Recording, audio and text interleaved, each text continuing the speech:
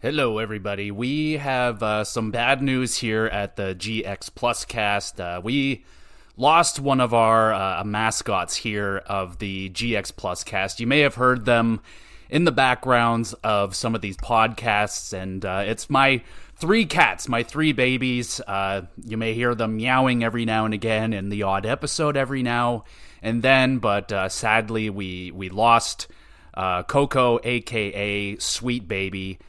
We had to put her down this week, and thankfully she's in a better place now. And obviously it's an extremely tough thing for myself and my wife to go through.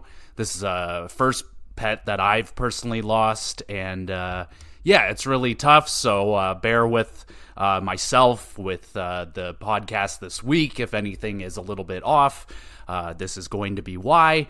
But, I'm dedicating the rest of this entire season to my sweet baby, dedicating it to her.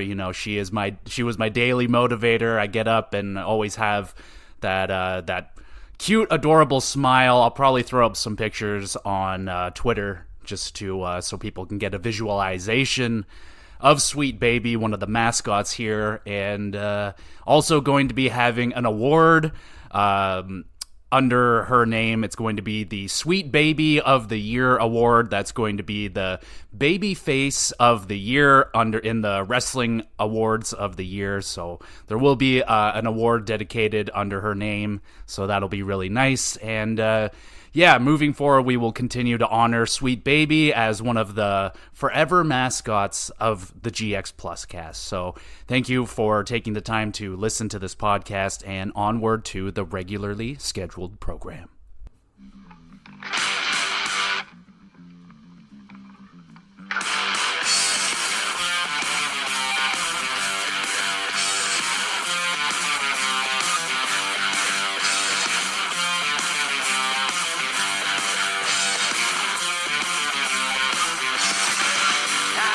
Oh, what is the Upskis, everybody? Welcome back to another episode of the GX HockeyCast. We're on episode 71, Evgeny Malkin of my little hockey show, where once a week I go through all of the major news and what's happenings in the NHL, mostly focusing in on the Toronto Maple Leafs and the Calgary Flames, because those are my two favorite teams, but I can talk about any of the 32 teams in the NHL, and that's basically what we're doing today, because god dang it, the NHL season is back in full throttle. We are about a week in now, and are we going crazy yet out there, fans? Are we losing our minds? How we feeling 1 week in? Well, we're going to go through some of the bigger stuff that's been going on in the NHL. I understand that some of it is going to be a little bit redundant. Connor Bedard, I know everyone's talking about him, so I'll make that a little bit quick, but we're going to talk about the Leafs. We're talking about the Flames. We're talking about the Senators. We're talking about damn near everybody in the league. Arizona, got to talk about them. We're going to talk about some hot starts, cold starts for players and teams, and Winnipeg. Okay, we got to talk about Winnipeg, Montreal, New Jersey. There's so many teams to talk about, so where the heck do we begin? I think we should just start it off where we should. Let's start off with the Toronto Maple Leafs. So we're, 3 games in now? We got the Florida Panthers upcoming. We're 3 games in, and as expected, not the greatest start to the season. Definitely very, very entertaining. So we get Austin Matthews is back, baby. Austin Matthews is freaking back. That's where we're going to start. Let's talk about Big Papi. And, buddy, does he ever look like a man on a mission this season? A lot went down over this summer. There must have been a lot of talk that he's probably been hearing, Matthews only got 40 goals. That 60 goals ever going to happen again? Well, he's definitely shutting up some people right now with back-to-back hat tricks. Are you freaking kidding me? Almost as good of a start as his NHL debut, where he scored 4 goals. He damn near did it again. And man, this is extremely awesome to see Austin Matthews playing this way. The contract is signed. He's home. He looks energized. He looks healthy. He looks like, he kind of shutting me up a little bit here myself, because we discussed last week the NHL.com's top 10 players in the league. I thought Matthews may be a little overrated. Now, I mean that, just a little. Like, maybe one spot too high in my opinion, but right now, he's shutting me up, he's shutting some other people up, and he's making, I would like to say that he's making Leaf Nation pop off right now, but there has been a lot of talk around the Toronto Maple Leafs arena and the fans there, but we'll talk about some of the less fun things a little bit later on. But yeah, we'll get to that. But Auston Matthews, ladies and gentlemen, off to a phenomenal start to the season. 6 goals already. Could have had 7, that Chicago Blackhawks game. We'll get to that. We'll get there, but what an awesome start for Auston Matthews. Couldn't have written it up better other than maybe getting 2 4-goal performances. I don't know, but man, awesome way to kick off the season for him. How many more times can I say that? Well, let's talk about William Nylander for a minute. Oh boy, he looks like he wants $10 million a season right now. I mean, I'm not complaining because boy howdy does he ever look good. He looks like, he looks like he's left off where he left off in the playoffs. This looks like playoff William Nylander right now, and I am loving it. That goal that he scored in Minnesota, good Lord have mercy. Gustafsson, that stat line, oh man, goes from a shutout to a 7 goals against performance. Good, have mercy on those stat lines. Hopefully he can ease that out. But oh my goodness, William Nylander on a mission as well to get that contract and stay maybe in Toronto. We'll see about that. John Tavares off to a fantastic start as well, making me feel happy because I've always had John Tavares' back, and he is off to a fantastic start for himself as well. Ryan Reeves, let's talk about some of the new guys. How are they doing so far? Well, Ryan Reeves, a little bit hot and cold. People are already getting on him a little bit. I'm loving him, man. He is doing exactly what he is meant to be doing, getting in fights already. The Arbor Jackeye fight in Montreal in the home opener didn't go the way that we wanted it to. I mean, Arbor Jackeye jumped him. He got the jump on Revo and kind of knocked him over, and people were jumping on Revo about, he lost that fight. It wasn't really a fight, honestly, but he gets back into it with Minnesota. I think he got into a fight with Foligno on that one, and he was very excited to get into a fight with his former teammates. Great stuff. Loving what Revo has brought to the team already. I don't care people are on him already about his play. I mean, honestly, he's had some scoring opportunities. He's out there. He's laying people out. He is definitely bringing some energy. He got one of the bigger pops out of the crowd in the home opener with all the introductions. And goddamn, man, I'm loving it because before, our tough guys, quote-unquote tough guys, Bunting, Wayne Simmons, the trade-off wasn't always in our favor, especially if Bunting had to go in, grab a guy, get into a fight, get a 5-minute penalty. That means our top-line left winger is now gone for 5 minutes. Now, no disrespect to Revo, but that's a guy that's not playing big minutes on the team, and the Leafs are generally winning that trade-off probably 9 times out of 10 when Revo takes someone to the box with him. I mean, it's a great thing. It's a great thing that is a part of his role. That's what he's here to do, and I think he's done a bang-up job so far, so I'm loving Revo. It's all early. That goes to say with everything that is going to be discussed. We're 1 week in. I know it's really easy at this point of the season to jump on stuff and go, look, they're failing. It's over for them. It's still a little bit early, but I can understand some people's fears with this team too, even with the Leafs, I understand, but we'll get there. Bertuzzi, another new guy. How has he done so far? I've liked his game so far. He's gotten on the board now. That's good. He's shown some toughness. It's still too early to judge. I feel like he's kind of got to shake off some of the excitement because, he looks like he is just loving playing with the Leafs right now, loving being on the top line with Matthews and freaking Mitch Marner. It's kind of a dream job. A couple of whiffs, I would just chalk that up to nerves. I remembered this with guys like Tyler Bozak and maybe even JVR a little bit when Matthews and Marner first showed up. and they were getting these beautiful passes, and I think they were just shocked because they haven't received a pass like that in a long time. They're like, oh my goodness, that's right on my tape. Wow. Okay, that's shocking, and I missed. So that's happened a couple of times, but now Bertuzzi's got on the board. I think he's going to ease back into his role, and so far so good. And then there's Max Domi. So Max Domi, another one getting a little bit scrutinized a little bit early. I think he's been demoted now off of his line. I mean, I'm not shocked. There's going to be a lot of line juggling of movement early on in the season. That's just generally how that thing goes. And Domi, again, I think he's, again, very excited to be here playing in Toronto. He wants to kind of show that he can be an important piece of this team. So maybe he's overstepping some things, making some passes, forcing some plays and stuff. Definitely taking some penalties that are a little bit eyebrow raising. So some of the flags that were waved by, the Dallas Stars fans, Arizona fans, Montreal fans, former teams of Max Domi, and these things are still evident here in his game. Again, too early to judge, but he's got to calm that stuff down. But so far, again, I like his grittiness. I like his energy for sure. I can't recall if he's gotten onto the board just yet. I imagine he's probably gotten an assist or something because the Leafs have been putting up some goals, especially early on. I mean, half of the goals, though, are Austin Matthews, so there is that to consider. John Klingberg, definitely not as bad. Like, I definitely had a pretty low bar, admittedly, for John Klingberg coming in. I know he doesn't have very good defensive abilities, but the thing that has really been clicking early is him and William Nylander have bbeen connecting together on the ice.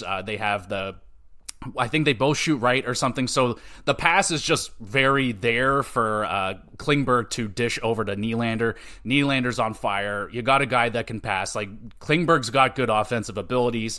He's made some nice plays. He's made some defensive plays that, I'm definitely go a little bit. But I mean, we knew this was a thing coming in with John Klingberg. But what I've liked is that he has brought not necessarily a heavy slap shot, but a shot that can add some danger to the power play from the point, and that's an ingredient that I think the Leafs have needed for a long time. Now, I have made the comparison with John Klingberg to when the Leafs traded and got Tyson Barrie from Colorado. I feel this is very similar to that, where there was probably a defenseman out there that they would have preferred to have, and that guy was TJ Brody. They wanted him. The trade got shut down by Kadri, and we ended up getting Tyson Barrie instead. Now, nothing against Tyson Barrie. He's a fine offensive defenseman. It was just at that point, it is not the guy that the Leafs needed at all. It was just a guy that was available. So they forced the trade a little bit, and they definitely forced the Klingberg signing a little bit. Again, it's just a guy that I don't think they really needed. I understand what he can do. He can maybe ease the pressure off a little bit for Morgan Riley, who seems he's off to a pretty damn good start himself. And I know, like, again, the thing that the Leafs still need is size in front of the net, because good Lord, these are the things that I'm seeing early that are red flags for me, because these are the problems that have been an issue for the Leafs for quite some time now. They still have a problem playing a full 60. I'll lean off on that because, again, it's 1 week into the season, so I'll back off a little bit. The other one is they're still soft in front of the net, man. That's still a big issue, and it was expected to still be an issue, honestly, because they didn't address it in the offseason. They weren't able to keep Luke Schenn. Muzzin's not coming back, so we don't have a big, meaty guy that you can put in front of the net and throw guys off. It's just not there. So that's still been an issue. Samsonov has been off to a pretty shaky start. And Joseph Woll, he's only been in one game, but I wouldn't necessarily blame him. The Leafs just didn't bring it in front of him in that Chicago game. So goaltending, it's probably at one eyebrow raised level at this moment. If we have another bad game where they get shelled, then it might get to two eyebrows raised, and I might be a little bit concerned. But thankfully, they didn't lose Martin Jones on waivers. So Martin Jones is still around, so who knows? Maybe he can come in if something goes really bad. But again, it's early with Samsonov. He does look a little shook. He looks a little unconfident. He's definitely been swimming a little bit out there. But so that's something that about his game that I'm not a big fan of. It's still there.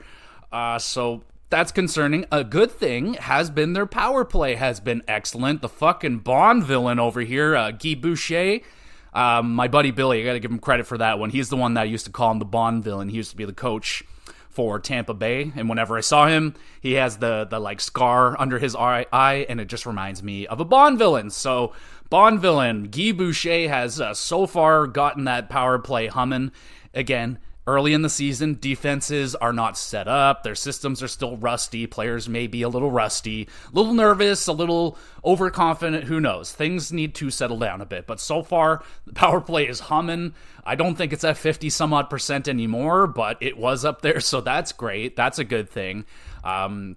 This has been a thing before with the Leafs where they start with a really hot power play and it cools off. So we'll keep an eye on that. Hopefully the Bond villain can keep that humming at a good rate. The penalty kill, like I said, I mean, we've seen Matthews and Marner out there. I've liked that. Teams are definitely on their heels. They've been caught a couple times already, so I'm enjoying Matthews and Marner on the penalty kill. It's good. Now, I don't know if that's going to be something they do every single game, like especially maybe if it's a heavy week, they got 4 games or something, maybe 2 back-to-backs. Maybe you lay off and give someone else some time. But just so you don't wear these guys out for playoffs. You don't want to have them gassed out for playoffs, but I like that they're giving them that responsibility early. And so the power play's been running. Everything's been okay. So I know the Chicago game was not awesome. I didn't get to watch that full game. Thankfully, I didn't. I'm not going to be dedicating my whole entire time to the game, especially if it's not going well. I'm not going to sit there and just watch the whole thing. I might put it on the background and do something else. There's just so many other things on my plate that I can't really dedicate 2.5, 3 hours to a mediocre regular season game, especially with this Toronto team that is geared for the playoffs. We're waiting for playoffs. So, NHL regular season. I may focus on some other teams more so. We'll see how it goes. But so far, I've watched as much of their games as I can. So we have some of the younger guys on the team. Matthew Nyes has apparently got a promotion to the second line, I do believe. So that's really encouraging. I wasn't going to say like it was guaranteed that was going to happen. I just think if things were going well, he would be getting that promotion because he's already shown that he can play well in the top 6. We saw it in the playoffs, so I feel like that's a good option right there. And Fraser Minten, the same thing. He's had some really awesome opportunities that he wasn't necessarily ready for. So nerves might be a situation there, or hopefully it's not like a lack of finish problem. It's way too early to say that, but he's definitely had some prime chances that you can see. Maybe he's gripping the stick a little bit too tight. But I mean, he hasn't been awful or anything. He hasn't been a detriment to the team. He's had his opportunities. He's looked okay. He's been fairly defensively responsible coming back with the back check. And yeah, so far I've liked it, but I'm not necessarily comfortable with it as of right now as something that is probably going to be our third line center for the entire season. I don't know if Fraser Minten at this point is the answer, but it's early. But so far, I'm not like blown away by him. Matthew Nyes has been kind of back to business a little bit from what we saw in his little stint there with the Leafs last season. So I've been liking his game. We'll go through their opening games quickly here. The opener against the Habs was a ton of fun. I a little bit expected the Leafs get kind of, I wouldn't say blown out, but I was kind of expecting a loss against the Habs in this one. They look good, the Habs, honestly. There were some encouraging things for the Habs, especially Newhook has been off to a really, really good start for them. A young center that could be a very important piece for their team going forward. He's got a nice contract signed, so it's looking really good with him. The younger guys on the Habs as well. I mean, we saw Arbor Jack guy getting back into it. He is looking to get that heavyweight belt and maybe be the new toughest guy in the NHL. He went right after Revo with really no fear. He went right after him. I mean, it wasn't a fair fight, honestly. He kind of caught him off guard. And I'm excited to see that rematch. That should be a lot of fun.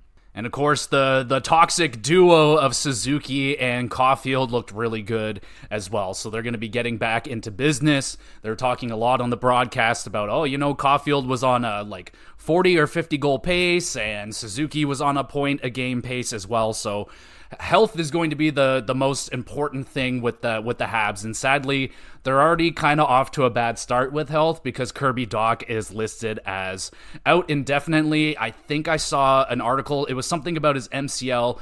Regardless, it sounds like it's a really bad injury, and again, really devastating. A player I have been rooting for. I question it mightily when the Chicago Blackhawks traded him away. I thought, a young center, 3rd overall pick, I do believe, and I was like, what are you trading this kid off for? He could be a part of your rebuild, but they did it.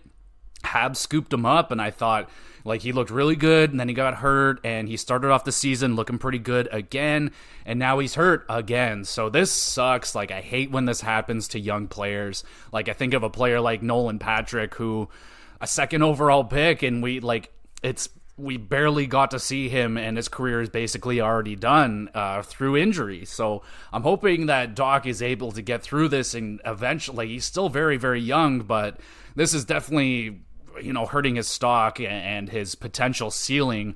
But I'm rooting for this player. Hopefully he can get back, and that is just terrible news for the Habs. But, Newhook has been good. Some of the other young players, Slafkovsky, again, I'm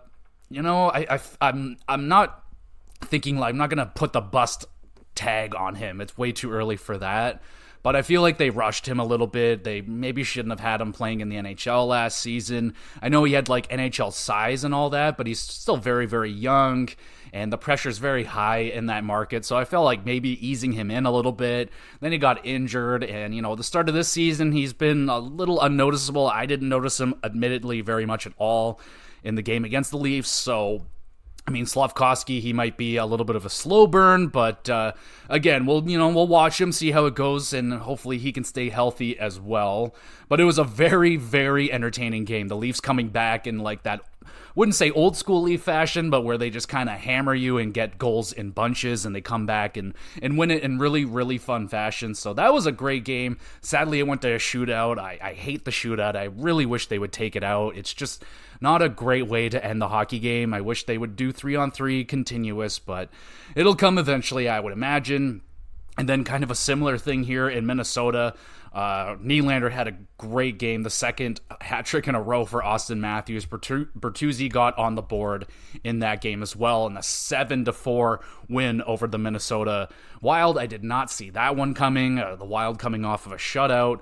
Gustafsson looking like he was going to be a goaltender, maybe in the Vezina conversation, with a shutout to start off the season, and then he gets lit up for 7 in his 2nd game. So, a little bit of a rocky start, but some good things for Minnesota as well. Marco Rossi gets his first NHL goal. That is huge for Minnesota and their team. They really, really need that young man to get going, and getting that goal early is always a good sign. So fantastic for him.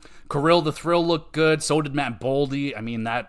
I know that people are giving Samsonov a little bit of shit for that goal that Boldy scored on him, but that was a rocket. Top cheese. Come on now. And, their defense didn't look very good. They're down Spurgeon and no Dumba this season. So, yeah, their defense is going to be a little bit struggling. Hopefully, we'll see how many more times Gustafsson can bail him out. But after dropping 7, we'll see how his confidence is going forward. And then we get to the Chicago game. Not a good game at all. I kind of sensed it. I watched most of the first period, and I can kind of sense it. They weren't really in it. And yeah, Connor Bedard is out there. I'll talk quickly about Bedard because I know everyone that's listening to hockey podcasts are probably oversaturated with Bedard talk, but looking good, man. He's looking good. That shot is scary. He's got his first goal, nice wrap around. He's got his first point. He didn't get a point against the Leafs, so yeah, we're the first team to shut down Bedard. Not a big deal. But it wasn't a great game all around from what I saw. The Leafs just didn't look motivated, and Joseph Woll getting the start here. From what I saw, he looked good, and then I stopped watching it, and then Chicago dropped 3, so I didn't get a chance to look at the goals, but it's again everything. It's too damn early. I am rooting so hard for Joseph Woll. Lots of people think that he is going to be the starter. We'll see. I mean, honestly, I just want good goaltending, good league average goaltending. That would be fantastic. And we'll see where it goes with Joseph Woll. I feel, are they going to give him another start back-to-back similar to Samsonov, kind of give them similar opportunity? We'll see how it goes with that. But what came out of the Chicago game was the head coach, Sheldon Keefe. He ain't happy with the top players calling them out. And as far as I know of me recording this right now, there has not been an apology from Keefe, apologizing, taking back his mean words to his top players, and good, because that was embarrassing last season when Keefe called them out, and then the next day he had to come out and apologize to them. He's like, oh, I didn't mean to say those mean things to those young players, but they need a kick in the ass, man. Like, you can't have these players making $10 million and you know, like, not give a good effort, and you have to have higher standards for those players, even if, like, they go out and get a goal, but if you're -2 or whatever, not good enough. So I'm always behind the coach, giving them shit for not performing up to standards, especially, you know, on the calendar, Chicago, rebuilding team. I know there's a lot of excitement around that team, but up and down the lineup, the Leafs have them covered, and it should have been a win on the board. Like, nothing's guaranteed, but you know, I saw it as same feeling I had when they went up against Montreal. I'm like, it's the Leafs never bring it, and you know, this is a problem that's been going on for a while now. They play down to the teams that are supposed to be down, and you can't have that. You got to give it an honest effort with every single team. They're an NHL squad. They can burn you exactly like Chicago did. And it wasn't even the stars on Chicago. It wasn't Bedard. It wasn't Hall. It was Foligno. It was Corey Perry. So embarrassing. They should be embarrassed with that loss, and they better bring it tonight against Florida, which, again, on paper, an injured Florida team, a tired Florida team should be. They had a long off season. Well, I guess a short yet long off season. You know what I mean? They went through that whole playoff run and didn't have anything at the end to show for it. No Stanley Cup. And they're licking their wounds. They got no Montour. They got no Ekblad. They got Bobrovsky is still, they got injuries. No Sam Bennett. So this should be a win for the Leafs, especially after getting called out by your coach, losing to a team that is, you know, a bottom feeder on paper. So better bring their shit, because this is something that's been a problem for years. And you can't expect Ryan Reeves to drag them into the fight all by themselves, especially if they're not willing to. Like, I mean, so, you know, that's going to be a whole team thing with Bertuzzi and Domi dragging these guys into games. So we'll see how they do against Florida, if they can bounce back. We'll jump around now to some other stats. Let's talk some hot starts around the league. I mean, your Stanley Cup champions, the Vegas Golden Knights, are back at it again, man. They are off to a fantastic start, looking like they haven't missed a beat after winning that Stanley Cup. Aiden Hill off to a fantastic start. I mean, hell yeah for the Vegas Golden Knights. Barbashev looking like he is slotting in very nicely, continuing on with his good run with them winning a Stanley Cup. So yeah, Vegas off to a good start. This one I didn't see coming. The Vancouver Canucks. I mean, no, I don't know if there's a much better way than beating a team that is considered to be a Stanley Cup favorite in the Edmonton Oilers and absolutely shit kicking them 8-1. I think it was on their own home ice too. I mean, hell of a way for the Vancouver Canucks to start it off, and Brock Besser with a 4-goal performance to kick it off. I mean, if there was like a top 10 of guys that I would be rooting for a 4-goal debut performance to kick off the season, I think Brock Besser would be on there, man. I've been rooting for this guy.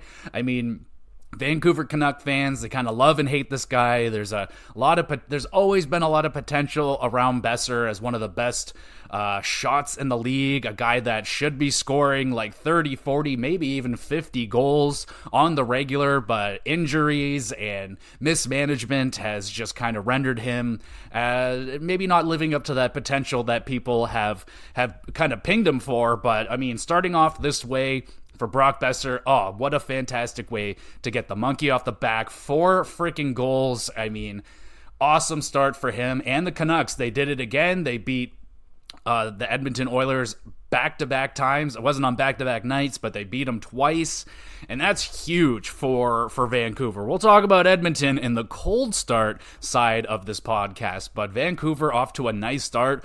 Goaltending, I mean, I know Demko got sick or whatever the fuck was going on with him at the end of that game, but Demko's looking good. Even the backup goaltender looked pretty good. Casey DeSmith, when he went in there, he looked pretty good. So, I mean, encouraging start for the Vancouver Canucks. JT Miller is back at it again, man. Like, he looks more defensively responsible than he usually has been judged to be. He's off to a good start. Pettersson's off to one of the better starts in the league. I think he's already up to 6 or 7 plus points. So he's rolling and flying. I mean, maybe the GMs and the owners of the Vancouver Canucks might be sweating right now because there's a contract extension to be signed with Elias Pettersson. So that might be making them a little bit nervous. I mean, new guy Hronik, I feel like he's off to a decent start so far. I mean, he definitely wasn't doing... It's too early to judge, but I feel like he's not off to a shaky start. He's got a couple points already, so that's nice. And yeah, man, really, really encouraging start for Vancouver. We'll see how long this lasts, but they needed this more really badly. It was a good, fast start for their season. I know they lost there to the Panthers. I think they got shut out, but really encouraging start for them. So that's good for Vancouver. Who else is off to a pretty damn good start?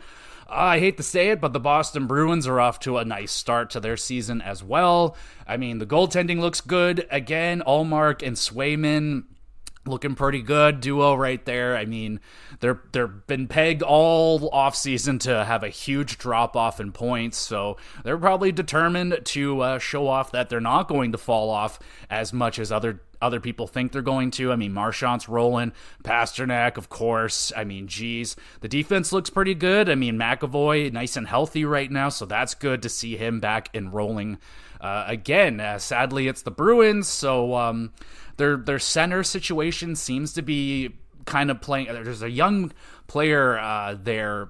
He's been working, I talked about him last week, and he's already moved his way up to the second line.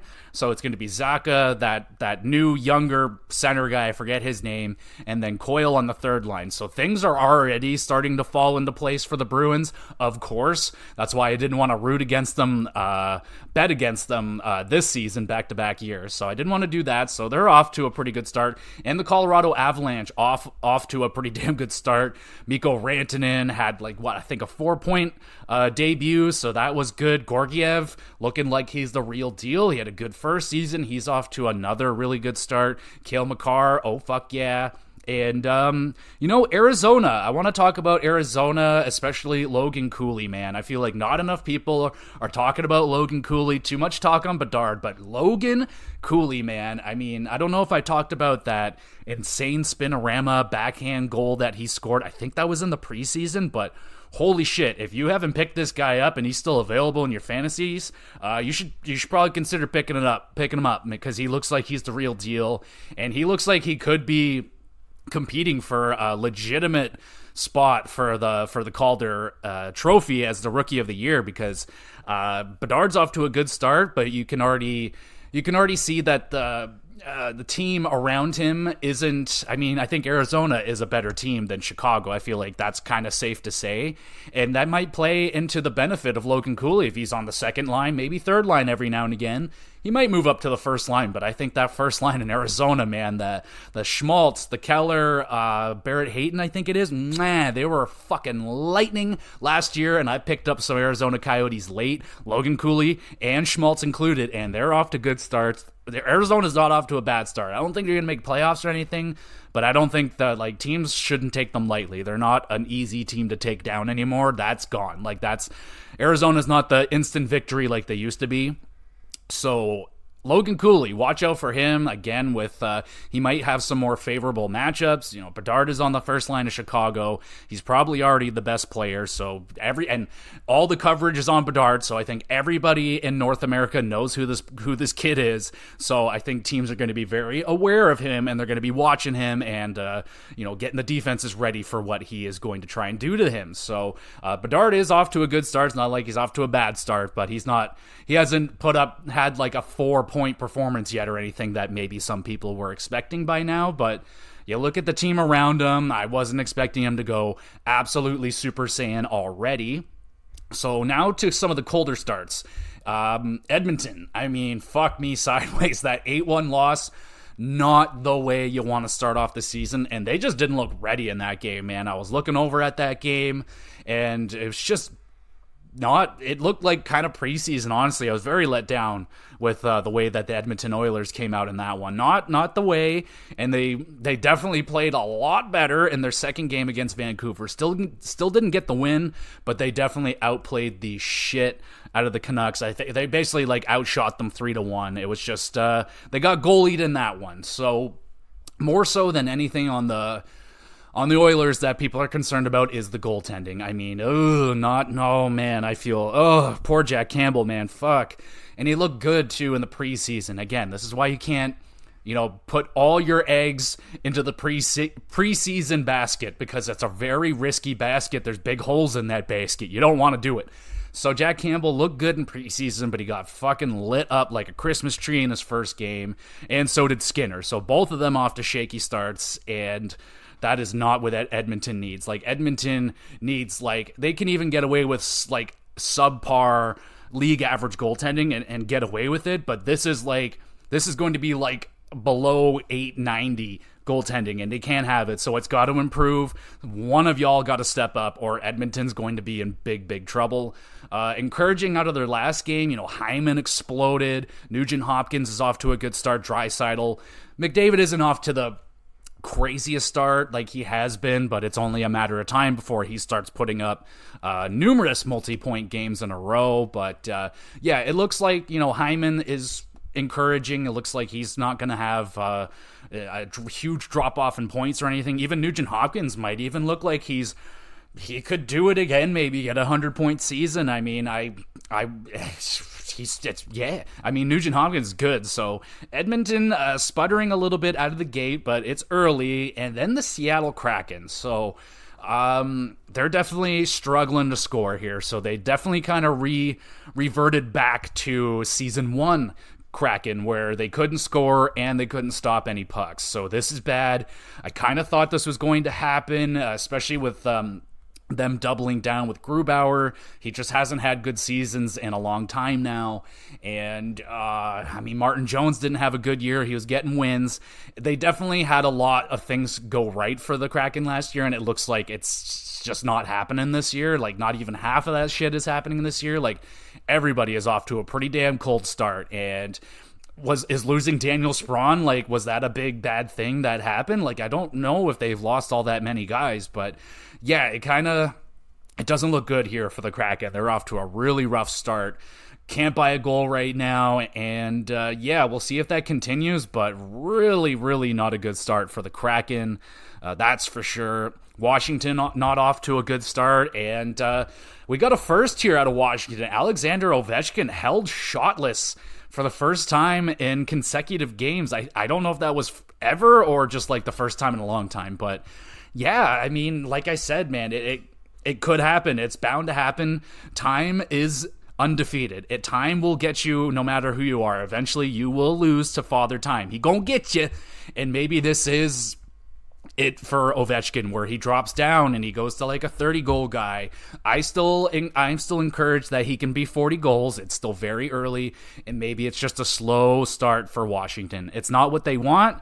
I know they were encouraged to make it back into playoffs. I didn't think it was going to happen, and this start doesn't, encourage that thought to change, but I didn't really see the really slow start for Ovechkin. I watched a little bit of the Pittsburgh and Washington game, and it just looked very, very quiet. Watched a Washington power play. Didn't look good, man. They didn't look good. They just, didn't look good. Sandin's got no points. Ugh. So not a great start for the Washington Capitals either. Thankfully, Darcy Kemper, he's playing pretty good back there. He was a good goaltender for them. He's a new father, so congratulations on that, Darcy Kemper. He's also been doing the cradling of the baby for a victory celebration. I think he won a shootout or something. He did the cradling of the baby, so that's phenomenal. Keep that going, Darcy Kemper. And then Buffalo, man, I hate to say this one, but Buffalo not off to the best start either. It's kind of a hard start for them. They got pretty tough teams to go up against early, but yeah, not off to a great start for them either. I mean, Devin Levi, So this is why Buffalo kept 3 goaltenders going into the beginning of this season, just in case Devin Levi sputters out of the gate or it is just not time yet. Now, I can't say that I'm like convinced with Devin Levi. I just haven't seen enough of it. And it's just so rare for a goaltender this young to emerge as a starting goaltender. It's very, very risky. I mean, it can work. I mean, it can absolutely work. Like, I don't remember how old Carey Price was when he entered as the Habs goaltender, but he was young, kinda hot. I mean, that one's a little bit of a, like, he had a good and then shaky, so he's kind of still finding his way. Spencer Knight. Jake Ottinger might be the outlier. He's been pretty damn solid consistently, even though he set the bar for himself incredibly high with an amazing playoff run. But he's been quite good. He's also off to a good start there in Dallas. But yeah, man, the Devin Levi, we'll see where it goes. Very early, but not the greatest 2 games for him so far. And Buffalo looking to get it together offensively. I don't think Dahlin's really gotten too much going. And we'll talk about the Owen Power extension in a little bit. But yeah, Buffalo kind of sputtering out of the gate. It's early, but other teams that are in their boat, Ottawa and Detroit especially. We'll talk about we'll do some players that are off to hot and cold starts too. DeBrincat, my God, oh boy, has he ever shutting me up? But yeah, Buffalo, man, got to get it going. I mean, Ottawa and Detroit seem to be off to better starts, and Buffalo seemed to be the favorite going into this season of those 3 teams that could break out. Some people believe that they were going to be the New Jersey Devils of the season and have a 30-plus point increase. And speaking of the Devils, they're not off to a great start to the season either. So, Lindy Ruff gets the extension for the head coach. That's great. Well earned. And yeah, I think maybe some overconfidence, maybe taking other teams lightly, and maybe some chemistry problems, with Timo Meier. I don't know how I feel about Timo Meier and the New Jersey Devils, at least just yet. It's still very early with Timo Meier, but, he didn't really blow me away with his playoff run with the Devils. They gave him a lot of money, which, I was a little bit surprised. Like, I know he's a really good player and everything, but he was a good player on a bad team. And I don't know, I feel like he might be a little overrated, honestly. And I'm not going to say he's like ruining the team, but like maybe that was just like too much added. I don't know. You know what I mean? It's kind of like an NHL, the video. I know I'm kind of referencing a video game, but sometimes in the NHL games when you have like too many good players on your team, they're just not like putting up points that you would want them to. Like if you have the Oilers, and I know NHL just aren't very good video games, but if you have like Austin Matthews or something, you have like fucking 3 lines of just studs, then like it's going to spread out the scoring a little bit, and it's not going to make Austin Matthews look all that good because he has to share the points. But again, that's the video game. But yeah, the Jersey Devils not off to the start that I imagine their fans would have wanted. A lot of hype around this team. Huge increase in points, lots of breakout performances. Jack Hughes and Jesper Bratt are off to a fantastic start, though. That's really good. Dougie Hamilton back to business again. Goaltending's been okay again. Like, this is kind of what I was expecting. Like, I wasn't expecting Akira Schmid to just walk in and be lights out. I feel like he's going to have his struggles, and I feel like the same is going to be with Vanacek. I feel more comfortable with Vanacek, honestly, but it's a situation that we'll keep our eye on. And is there a goaltender that New Jersey could trade for? I mean, they have a lot of assets, so maybe there's something out there. But again, it's super early, but it's something we'll keep our eye on. So I guess I got to eat crow a little bit right here, because let's take a look at some of the hot starts in terms of players and their points and stuff. And I wasn't necessarily bad-mouthing DeBrincat, but last week we talked about 32 bold predictions, and one of the predictions was that Alex DeBrincat was going to break through for 40-plus goals on Detroit. I disagreed because I thought he would take him some time to adjust to the system of Detroit and whatnot, and shut my mouth because he's off to a phenomenal start with his team, with his boyhood dream team. I mean, he's got 8 points already, leading the league in points. How many of those are goals, though? Let me see if I can just find the goals here. He's got 5 goals, so he's off to a fantastic start with the Detroit Red Wings. So my apologies to Alex DeBrincat, who I should put some respect on that name because he's just flying. Evgeny Malkin is off to a phenomenal start as well. I didn't see this hot of a start going for Malkin, but I wasn't expecting him to drop off of a cliff or anything, but he's off to a great start. William Nylander and Austin Matthews, we talked about their really hot starts, so really loving that. I mean, William Nylander is playing like he's in the playoffs right now, and he definitely looks encouraged to get that $10 million contract. We got freaking Ottawa Senators. They're off to a really good start. Brady Tkachuk is flying. Vladimir Tarasenko's already got 6 points, so he's fitting in really good. And, of course, the stud muffin, Timmy Stützle, 6 points already. I know it because I drafted him in 2 of my fantasy leagues. I'm doubling down on Timmy Stützle. I'm hoping for 100 points. Jack Hughes, we already talked about it. He's off to a great start. Ryan Nugent-Hopkins, Elias Pettersson, those are your leaders in points right now. There's going to be a lot of guys kind of at that 6-point mark, but DeBrincat is leading everybody with 8 points, and Leon and Malkin tied at 7. So hot starts there. We know that Matthews is off to a fantastic start with goals. He's got 6. DeBrincat's got 5. Brock Besser had the 4-goal night. Brandon Hagel is off to a really good start with the Tampa Bay Lightning as well. Just another player that every time I'm going to see him, I'm just going to be reminded that that was a guy that we were trying to trade for at the trade deadline, and it didn't work. And look how freaking good he is. So he's off to a good run. Good start. Brian Rust, good start for him. He needed a bit of a bounce back for Pittsburgh, and Pittsburgh's been, off to a little bit shaky at the beginning, but they're getting it going now. Chris Kreider's doing good on goals. Teuvo Teravainen, he needed a bounce back for Carolina. He's off to a good start. And Mark Scheifele, new contract. He's staying in Winnipeg, and he is making Winnipeg look smart so far, keeping him around. In terms of goaltenders, we talked about some of these guys already. Aiden Hill, Gorgiev off to really good starts. Ilya Sorokin's already got a shutout. Shesterkin's off to a really good start.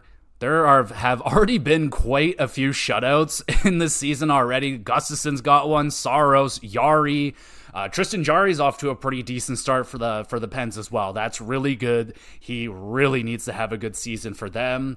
Gadahat has a freaking shutout. Sorokin. James Reimer had a huge shutout the other night.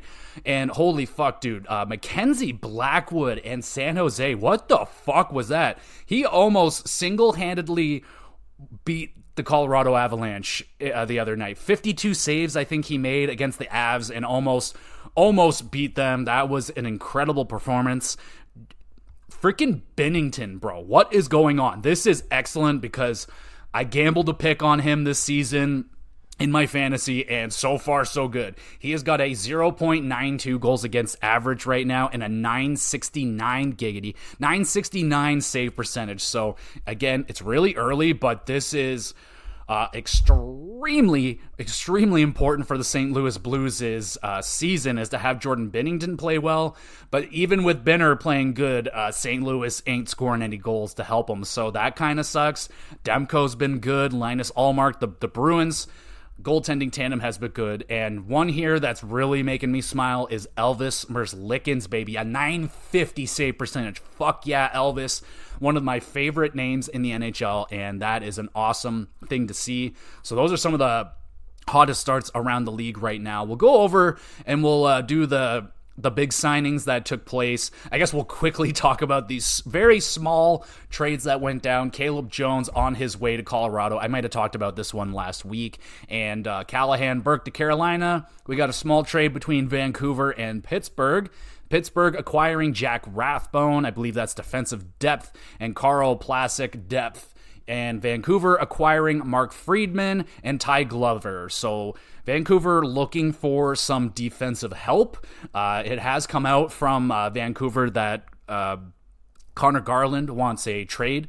He has asked for a trade out of Vancouver, so they've let his agent go out and he's talking. So we'll see if Garland is going to find his way out of Vancouver. He's been kind of on the block almost ever since they got him. I like him quite a bit. He's a small player. I think he's only 5'8". But he's feisty. He's a feisty guy, good winger. If you put him in the right situations, probably a 20-25 goal guy.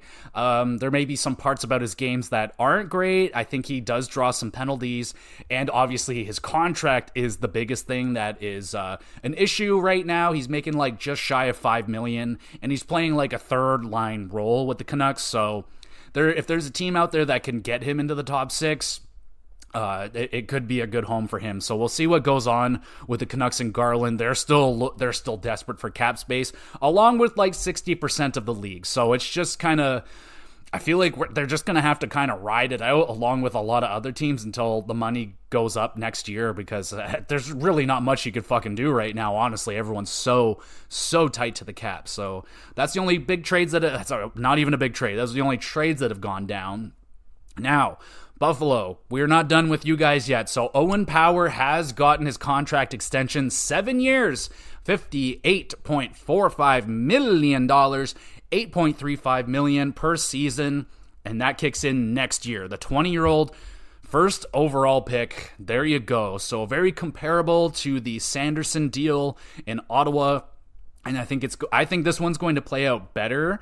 It may not like impress people like Dahlin, because I don't think Owen Power is going to be putting up points like Dahlin, but I think the overall just defensive game that Owen Power is going to bring is going to be really strong as long as it comes together, right? Like, he's not there yet. He's only 20, but very, very impressive rookie season. We'll see how he does this year on the sophomore. That's kind of almost, I would think, as important to see how they do on the second year, but it could be an amazing contract. I think it's going to play out very well for them. I think they've only actually ended up buying only 1 year of unrestricted free agency in this deal, so it could be risky at the end of this one. I think it's going to come down to the success of the Sabres during those 7 years as to where Owen Power ends up once he's 27, 28 years old, where he's going to be, in that prime, but almost at the end of it, right? So it could be a risky, I'm a little bit surprised they didn't get that 8th year, but maybe that would have taken the cap hit to over $9 million, and maybe they didn't want to go there. But a very good job so far, I would say, an encouraging job so far from Buffalo and their management, getting these guys locked in. They got Thompson now, they got Dahlin, they got Power, and I think they got Tuck locked up pretty good as well, and they got a plethora of young guys coming up, young goaltending, and that's really their only question mark right now. That's the thing that they're waiting to kind of catch up with the rest of the team, is the goaltending, and we'll see if they can do it this year. It's not the most encouraging start, but it's early. And then Devon Toews, baby, come on down with a 7-year contract of your own, $50.75 million, $7.25 million per season for the 29-year-old defenseman. Really good deal right here. I think both guys win on this one. I think a little bit more so Colorado. I think Toews leaving a little bit of money here. He could have easily got like $8.5, maybe even $9 million in free agency if he walked at the end of it. But I think he likes it there in Colorado. Ever since he's shown up, he's been basically a top 10 defenseman. He was almost unknown in the island, and then when he showed up in Colorado, everyone's like, whoa, who the fuck is this guy? He's an excellent partner with Makar, and yeah, a great piece to the continued success of the Colorado Avalanche. So I like that deal. Once he gets to that 5th, 6th, 7th year, it might not be so fun, but hell, Colorado might have 2, maybe 3 cups to be bragging about, so I don't think they're going to care that much. And then Edmonton finally signed Adam Ernie to that PTO contract. He earned a contract, so league minimum for him, and a nice depth signing for him. I've always liked Adam Ernie. I don't know why. He's one of those NHL video game guys that I just always picked him up. He was a great third line, bottom 6 guy. So yeah, I like Adam Ernie. We'll see what he can do with the Edmonton Oilers. So I think we should talk about the Calgary Flames now and the start of their season. So honestly, Flames not off to the start I was hoping for, but honestly, underneath kind of the start I was expecting. They got ones across the board. 1 win, 1 loss, and 1 overtime, or I think it was a shootout the other night to Washington. So, I mean, there's some good things to talk about, and there's some not great things. So, let's start with some of the good stuff. So, Lindholm, Hanifin, Mangiapane, Huberdeau, they're off to pretty good starts to the season. I mean, Noah Hanifin still doesn't seem to be sticking around with the Flames. There's still time for that to change. Lindholm, he's actually working on a contract extension right now. Apparently, they're a little bit off in terms of money and all that, but they are talking, so that's encouraging. Mangiapane is at least off to a good start. We'll see. He had a pretty down season last year, so I'm hoping he can bounce back. And Huberdeau off to an encouraging start, so he definitely needed to be getting back on track, and so far so good here for him. And then, Sharon Govich doesn't have any points yet. He hasn't really done a whole lot out there offensively, kind of been wouldn't say invisible, but I haven't really noticed much out of him. Nazem Kadri doesn't have any points on the board either, a -4, so that's not great. Coleman doesn't have any points. Backlund doesn't have any points yet. And then Matt Coronado. So this one, he was kind of it's like Coronado and Dubé. So Dubé's got a goal and assist, not bad, and Coronado has 1 goal. He scored his first NHL goal. It was a beauty. It was a real nice goal. Just rip-a-doodle-do on the power play. Really good. That's what we knew that this young man can do. But he is a -6 right now, so that's not awesome. I don't like that -6. That's the worst minus on the team by quite a bit. It's him and Nazem Kadri, so not encouraging. So I don't know if Matt Coronado is going to be sticking around with the stat line like that. He's going to have to start putting up more points and less minuses at this rate. So not my favorite start. And then Markstrom. So, I mean, oh, God. Okay, so Markstrom. I'd say 75% of what I've seen out of Markstrom so far, really, really good.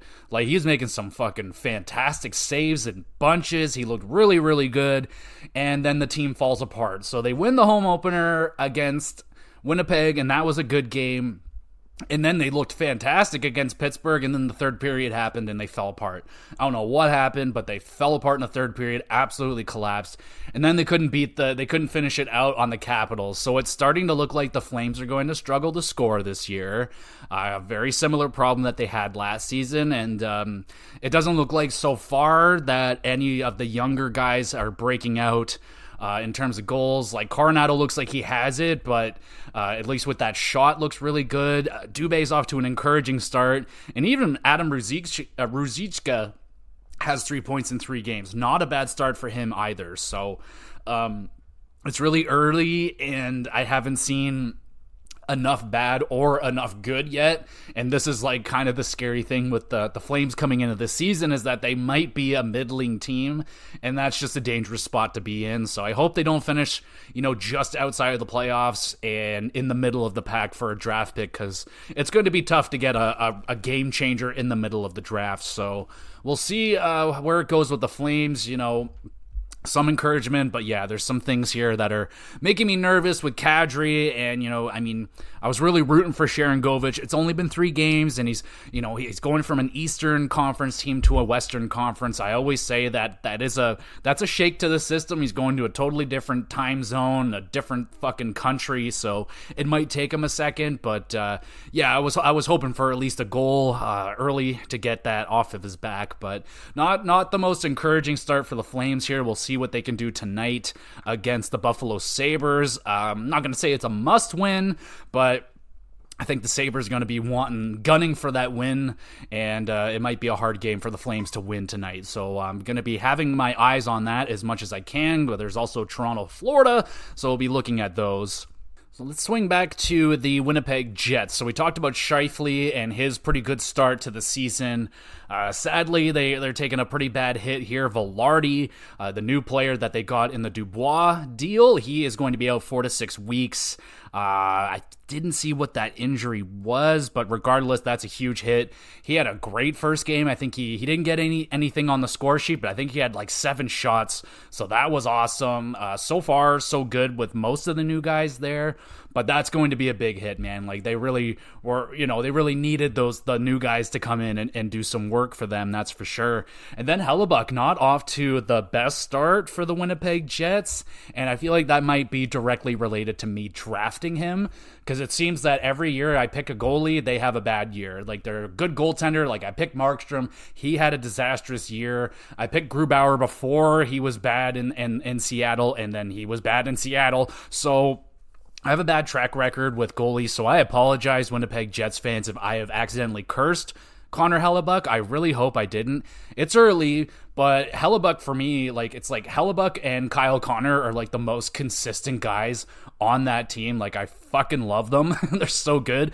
And so I'm hoping that Hellebuck's going to bounce back out of this. I'm hoping he will.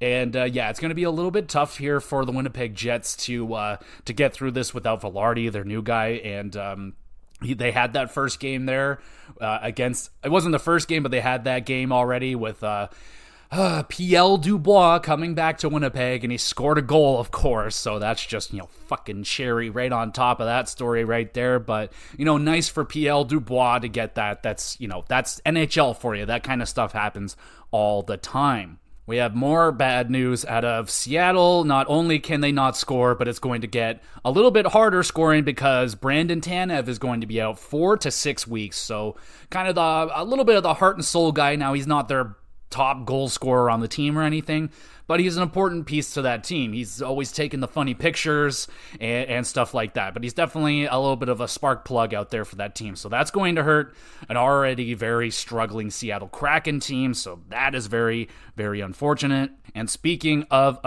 unfortunate, we got the Los Angeles Kings, Victor Arvidsson back on long-term injured reserves, and it looks like he's going to be needing back surgery, and this just sucks. Another guy that's just been plagued with injury, a really good player too. That's the thing that sucks. Every time this guy is healthy and playing, he's playing great, especially when he showed up with LA, man. I was like, oh fuck, like watch out, Arvidsson's popping off right here, and he's hurt again. So fuck, that really sucks. Thankfully, I mean, one of the strengths of the Kings is that they have a lot of really good forward depth, so they're going to be able to cover for that. They were able to do it last season. They're going to have to do it again for a bit here, and that's really unfortunate. Really like that player, man, Arvidsson, and it's just another really unfortunate injury going on out there. A lot of really unfortunate injuries, sadly, but we'll try and finish it off with a little bit of positive news here. So Ottawa, freaking Alfredsson is back, everybody. Daniel Alfredsson joins the Sens player development. So fantastic news. I mean, not the best way for his career to end there, having to, he played his whole entire career with the Sens, and then that final year he leaves to go play for Detroit, and it just felt so wrong, and yeah, it felt like there was a handful of guys that were lifelong Senators. Chris Neal, Phillips, I don't think there was many others than that, but still, they had lifelong Sens, and it felt like Alfredsson was going to be one of them, and then he wasn't, and it felt like they had a little bit of a rocky relationship there, but he's back, and that's awesome. I mean, it feels right that he's back with the Senators organization, and a great time for it too, with a new owner and hopefully eventually a new building. So it's a great time to bring Alfredsson back into the fold. Oh my goodness, I can't believe I've almost forgotten to talk about this. The Toronto Maple Leafs have finally changed their goal song, ladies and gentlemen. What do you mean they're not happy? They're not happy? Oh my goodness. So a little bit of drama around the Toronto Maple Leafs goal song getting changed. Me, personally, fucking love it. I'm so happy that it's not Hall & Oates anymore. That song is traumatic to me, and I couldn't have gone through another season of it. And then they bring out the new song, Kid Cudi, Pursuit of Happiness, and I thought it sounded great. I was like, oh yeah, it's bumping. Like, I'm not familiar with the song. I had to look it up. And when I was listening to it, I'm like, okay, I might have heard this one. It's a little bit older, from like 2012 or something, and it's a remix, but I liked it, man. I thought it was good, but I guess everybody got too pee-pee poo-poo pants, and now they're not going to use it anymore. Originally, I think the plan always was to rotate this year and just use a handful of songs, but it seems like they're already cutting Pursuit of Happiness out of the rotation, which is unfortunate. I thought it was decent. I'm fine with it. Now, personally, if I was picking, I would do that. I would have like, let's change it up. Why do we got to pick one song and then dedicate ourselves to it for half a decade? Like, ugh. Like, I know you want familiarity, but you can have that with 2 or 3 songs. Like, you could get familiar with it. Don't worry. And yeah, that's kind of encouraged, like, the talk of goal songs around the league a little bit.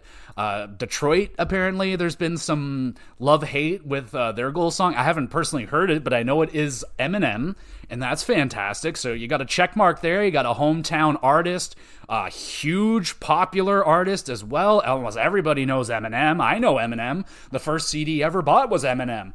So, but apparently the part of the song that they're using, I think it's... I don't know what song it is, my apologies, but apparently they're just using a really annoying part of it. I'm going to have to look it up, but, Detroit's in a little bit of a spot there, right? Like, you can't change it off of Eminem. It's got to be Eminem. That's the perfect selection, but why does it have to be just that one song? Eminem has a huge catalog of fantastic songs. Why can't you?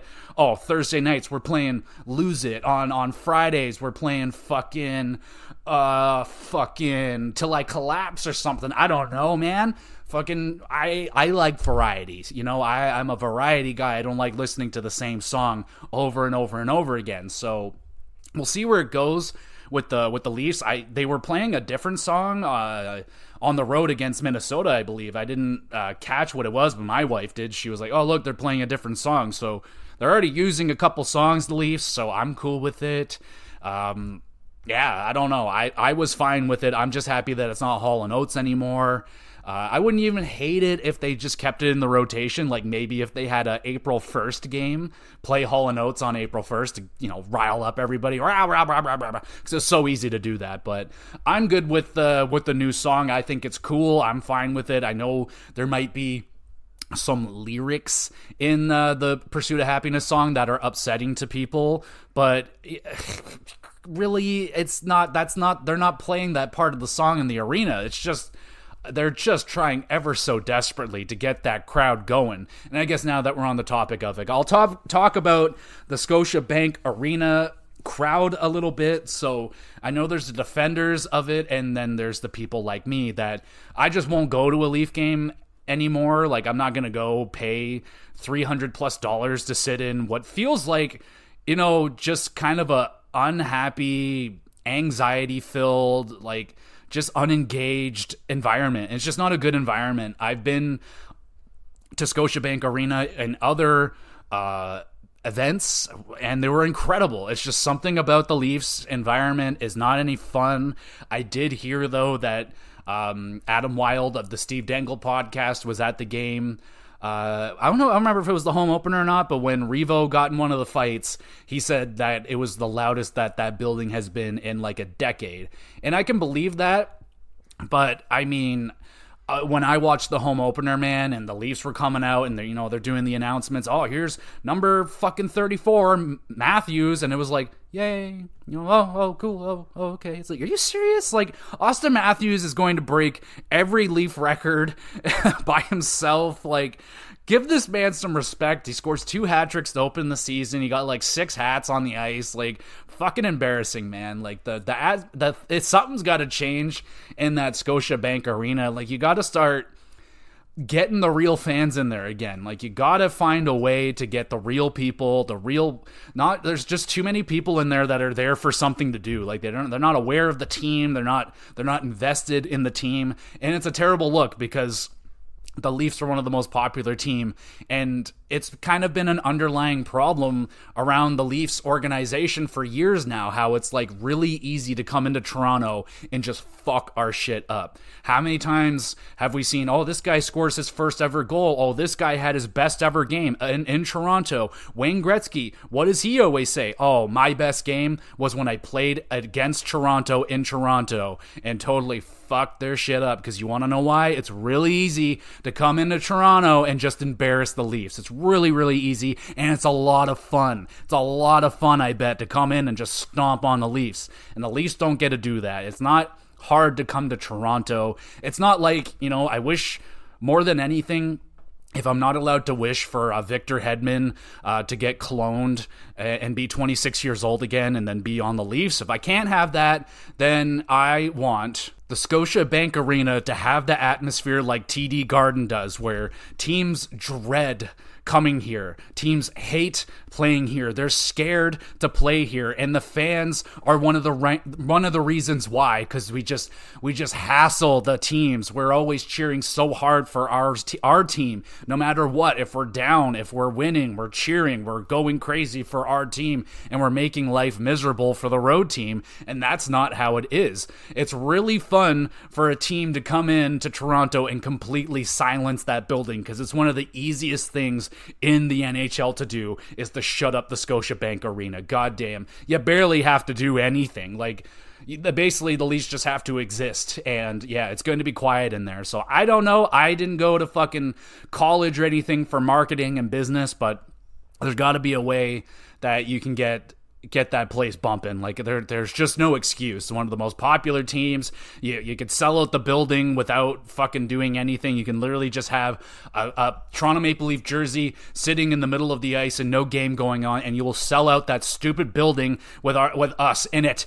But there's got to be something to it, because I just hate that, man. Like, you could see like the air kind of getting let out of the bag of the players when they're all coming out and their names are getting announced, and there's not a fucking peep out of the 20,000 people in there. Like, are you kidding me? Like, good Lord. Like, I mean, I feel like the only thing that's going to change that is if we win, but I mean, we need to get engaged. Like, the confidence is a big, important part of this game. And I mean, playing in Toronto, I mean, I wouldn't have any confidence playing there. I wouldn't feel fucking awesome playing in front of my Scotiabank Arena fans, because they're not giving us anything. So, I mean, when I went there, my 2 times that I've been to Leaf games, I had fun. I tried to have fun, but everyone around me, their goal that night was to have as little fun as possible. That's what I got out of it. And when I went back there and went to a wrestling event, everyone was there to have fun. So, what's the difference? What the fuck is going on? We got to figure it out. There's my ramble about the Scotiabank Arena. We'll probably do this again in a little bit, but there it is. I just want that building loud and rambunctious and not fun and easy to play in. I want it to be fun and easy for the Leafs to play in. I want it to be damn near impossible for road teams to come into Toronto and win. And that's just not the reality. It is so easy to come in Toronto and fuck our shit up. And it's got to change. It's got to change. So there you go. I'll stop rambling. I think that's everything I want to talk about for now. It is going to be a lot of fun over the next month or so with the season beginning, and we're going to see the dust is definitely up in the air right now. Teams are battling it out for position. We'll see in a couple weeks, maybe around mid-November, that American Thanksgiving time, and we'll get a little bit of a better gauge and see what the lay of the land is looking like at that time. But for now, really fun start to the season. I am enjoying myself. Let me know how you have been enjoying the beginning of the season so far. This is probably my favorite part of the regular season. It's the chaotic beginning.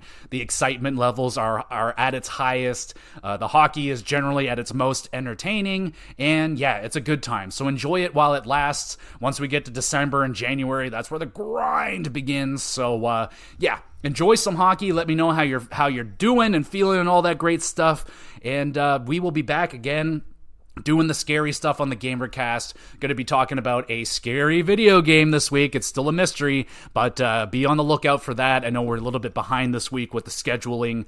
The message at the beginning is kind of the justification for that, but we'll be here. We'll be dropping off some more scary content for y'all on the GamerCast. WrestleCast will be on its regular programming.